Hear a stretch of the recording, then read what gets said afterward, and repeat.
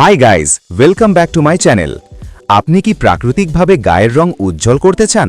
Chemical নয়, try করুন homeopathy. 1. Burberry's অ্যাকুইফোলিয়াম Q, ত্বকের দাগ, কালচে ভাব কমাতে।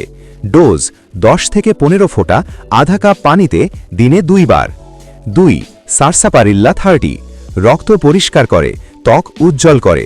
ডোজ দিনে 2 বার 4টি করে। 3. ক্যালকেরিয়া ফস 6x, শরীরের পুষ্টি ঘাটতি পূরণে।